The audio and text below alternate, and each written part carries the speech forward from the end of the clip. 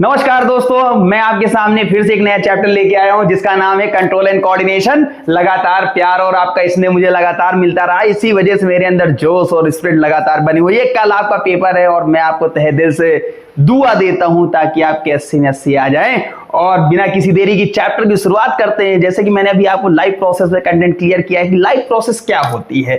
अब उसी के बाद जो दूसरी स्टेज है, यहाँ पे आता है कंट्रोल एंड कोऑर्डिनेशन। देखिए, जब भी हम बात करते हैं लाइफ प्रोसेस के बारे में तो दो चीजें बड़ी इंपॉर्टेंट है। एक तो होता है मूवमेंट और दूसरा होता है चेंज, यानी कि कोई व्यक्ति मूव कैसे करता है। मेरी बात समझ में आ गई? जहां मूवमेंट है वहीं पे लाइफ है। मेरी बात आप समझ रहे हैं? जहां पे मूवमेंट है वहीं पे लाइफ है। तो जो मूवमेंट है यानी एक ग्रोथ का मूवमेंट होगा, दूसरा नॉन ग्रोथ का मूवमेंट होगा। मैंने अभी आपको थोड़ी देर पहले ही समझाया था। तो ग्रोथ का मूवमेंट जो होता है वो बेसिकली किस में देखने को मिलता है? ठीक है, किस में देखने को मिलता है? आप गेस करके बता सकते हैं, एनिमल्स में। ठीक है, वही नॉन ग्रोथ मूवमेंट और ग्रोथ दोनों मूवमेंट जो है आपको किस में देखने को मिलते हैं? प्लांट्स में। मेरी बात समझ रहे हैं? लेकिन जनरली जो होते हैं नॉन ग्रोथ मूवमेंट, आप देखिए ह्यूमन बींग्स के बारे में अगर हम बात करते हैं, ह्यूमन बींग्स की ग्रोथ हो रही है लेकिन वो क्या दिखती है? नहीं दिखती है। लेकिन प्लांट्स में जो ग्रोथ हो रही है वो दिख रही है। तो यहाँ पे बेसिकली हम लोग टॉपिक के बारे में एक्चुअल समझते हैं कि कंट्रोल एंड कोऑर्डिनेशन का मतलब क्या होता है। बेसिकली केमिकल और नर्व दो इंपॉर्टेंट चीज होती हैं जो कंट्रोल और कोऑर्डिनेशन को मेंटेन करती हैं। जैसे आप छोटा एग्जांपल, कभी आपने बीज का नाम सुना होगा, सीड का नाम। जमीन में डाल दो, नीचे से फूट के निकल आता है बीजा पेड़। ठीक है, तो यानी यहां पे क्या होता है? सीड जर्मिनेट हो जा रही है, यानी उसमें बहुत सारी चीजें मिलके काम की, मतलब कहते हैं फाड़ के निकाल देना। ठीक है, बीज जो होता है, अब गुठली डालना कभी अमिया की और उसकी मिट्टी में, देखना फूट के निकल आएगा पेड़। मेरी बात समझ रहे हो? तो यहाँ पे कंट्रोल एंड कोऑर्डिनेशन के बारे में अगर मैं बात करूं, ठीक है, तो बेसिकली कंट्रोल एंड कोऑर्डिनेशन में आप देखोगे control and coordination is a process by which living organism regulate and manage their body activity in response to stimuli. Stimuli का मतलब होता है जैसे आपको कोई छुआ, मन में तन बदन में आग लग जाती है। मेरी बात समझ में आ गई ना? तो यहाँ स्टिमुली मतलब मूवमेंट क्या है आप समझिए।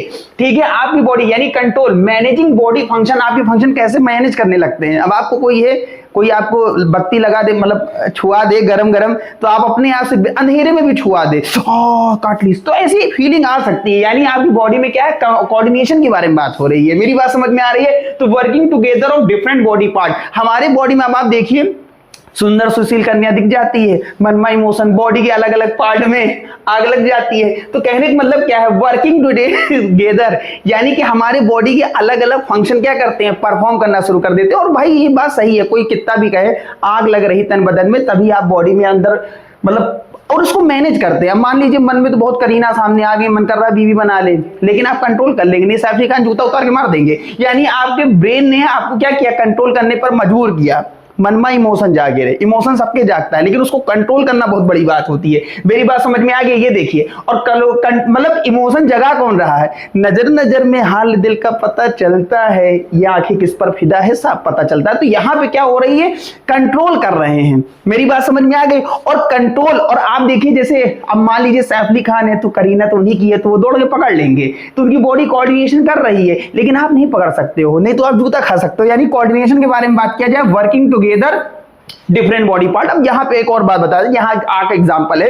जैसे कोई आपकी लगा दे, मतलब आग आपको लगा दे, तो उस कंडीशन में आप पीछे खींच लेंगे। क्या खींच लेंगे? जहां पे आग लगी होगी। नहीं तो अब पता लगा कुछ जल रहा लग रहा है, नीचे से जल रहा, मतलब अपने आप महसूस, यानी स्टिमुली आपको फंक्शन, ब्रेन मैसेज कर रहा है कि हाथ हटाओ नहीं जल के राख हो जाएगी। ठीक है, तो आपकी बॉडी ने कंट्रोल किया। कंट्रोल करने के लिए आपकी इंपॉर्टेंट, सबसे इंपॉर्टेंट जो होता है नर्वस सिस्टम होता है। नर्वस सिस्टम जिसकी यूनिट होती है न्यूरॉन। तो न्यूरॉन को आपको मैंने बेसिकली आपको बताया है, जिसमें साइटोन होता है, एक्सॉन होता है और डेंड्रॉन आता है। तो यहां पे अगर हम बात करते हैं नर्वस सिस्टम के बारे में, तो animal has two main system, जिसमें नर्वस सिस्टम और एंडोक्राइन सिस्टम होता है। तो नर्वस सिस्टम यानी कि जिसे हम सीएनएस कहेंगे।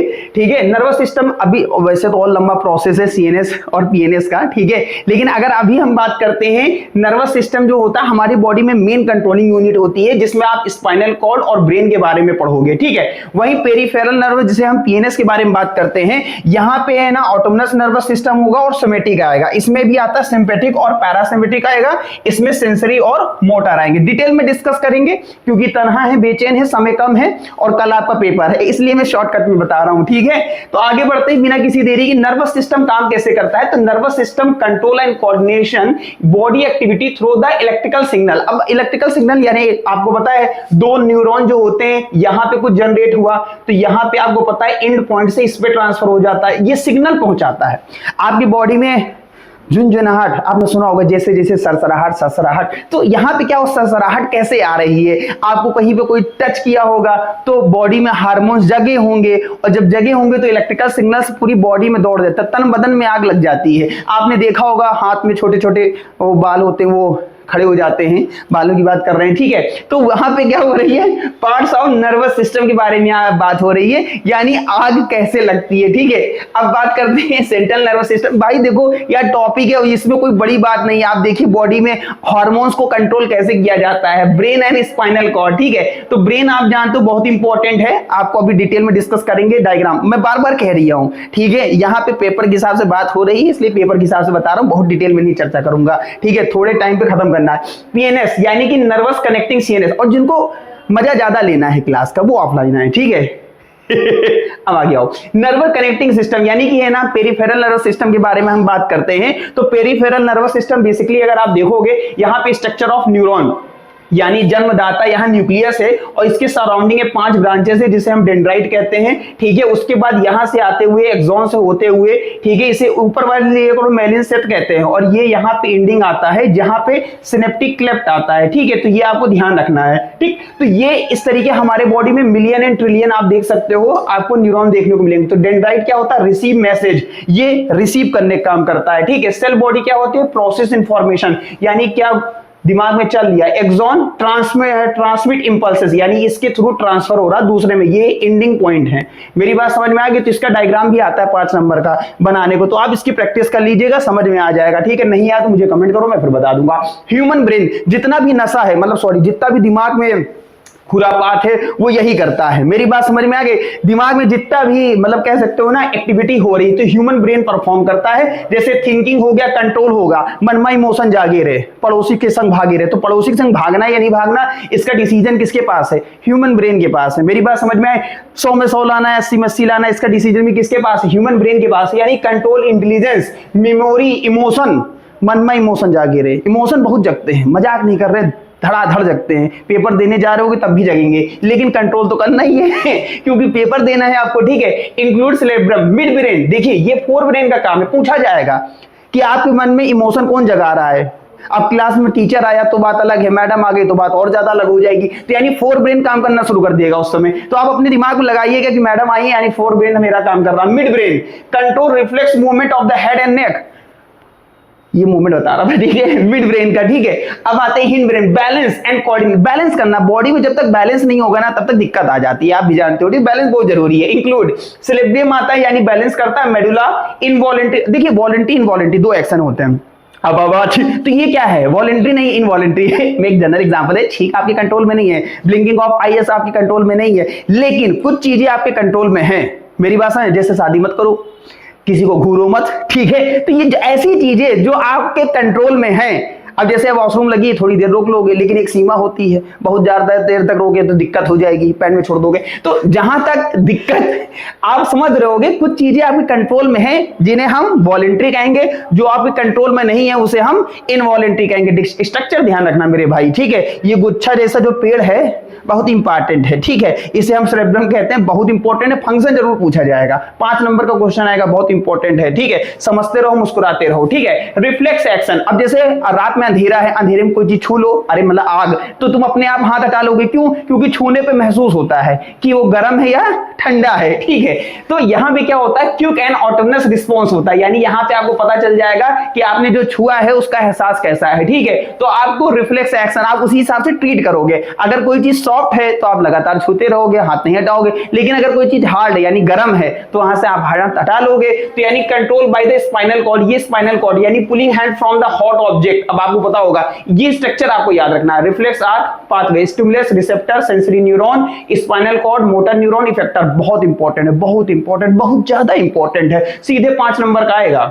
डायग्राम बना के आपसे पूछा जाएगा, इसको सीधे आप डायग्राम बना दीजिए, ठीक है, आपको 5 नंबर मिल जाएंगे। यहाँ पे देखिए फैक्टर का सिंबल है, एक आ रही है और एक जा रही है, ठीक है। तो ये देखिए ये मोटर न्यूरॉन है, ये सेंसरी न्यूरॉन, एक पाथ यहाँ पे आएगा, कमांड दे रहा है कि आप ऑब्जेक्ट को छू रहे हो, और यहाँ से ये वापस जा रहा है, जो आपके ब्रेन को आपको ये बात समझा रहा है कि हाथ हटाना है या नहीं हटाना है। ठंडा ठंडा लगेगा थोड़ी देर धरे रहो, गर्म लगे तो हटा लो, नहीं जल के राख हो जाइयो, ठीक है। तो चीजें समझना है, आपको समझ में आ रहा होगा।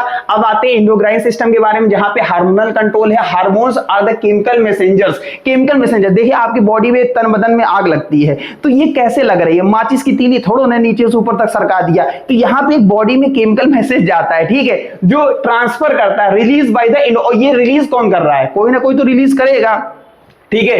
Slow but long lasting effect यहाँ पे लंबा समय देखने को मिलता है। स्ट्रक्चर आप देख के समझ जाओगे, ठीक है। जैसे endocrine gland are the ductless gland and secrete hormones, जो हार्मोन सीक्रेट कर रहा है जिसे हम केमिकल मैसेंजर कहते हैं, which carry message to particular organ और tissue through the bloodstream. These gland, अब ये कंट्रोल क्या करता है, आपका बढ़ेगा या नहीं बढ़ेगा ग्रोथ, ठीक है, हाइट, ठीक है। तो ये आपके हाथ में नहीं है, ग्रोथ की बारे में बात हो रही है। डेवलपमेंट, मेटाबॉलिज्म, रिप्रोडक्शन, री मतलब नया, प्रोडक्शन मतलब वही जो अपने जैसा निकल के आ जाए, ठीक है। तो यहाँ पे जब नई प्रजाति आ रही थी, ये सब कंट्रोल कौन कर रहा है, एंडोक्राइन, ठीक है। Endocrine gland secrete hormone response to external और इंटरनल स्टिमुली, ठीक है, यानी इंटरनल स्ट्रक्चर। देखो अभी मैंने होम्योस्टेटिसिस का नाम लिया था, याद होगा, होम्योस्टेटिसिस, जो इंटरनल और एक्सटर्नल टेम्परेचर को बैलेंस करता है, बेसिकली इंटरनल के लिए यूज होता है। अब हम बात करेंगे पिट्यूटरी ग्लैंड, बहुत महत्वपूर्ण है हिस्सा ये, इसी को हम ग्रोथ हार्मोन कहते हैं। आपकी बॉडी में रेगुलेट, ये याद रख लेना भाई, इनमें से कोई एक फंसेगा, ठीक है। तो regulate growth, control the functioning of endocrine gland, thyroid यानी थोरेक्सिन कहा जाता है। पूछा जाता है ग्लैंड, ये पिट्यूटरी ग्लैंड से कौन सा हार्मोन रिलीज होता है, तो ग्रोथ हार्मोन। थायराइड से कौन सा, थोरेक्सिन, ये मेटाबॉलिज्म यानी बैलेंस ग्रोथ करता है, ठीक है। पैराथोराइड यानी पैरा हार्मोन्स हो गया था, उसके ये कंट्रोल कैल्शियम बैलेंस, ये आएगा नहीं, छोड़ देना।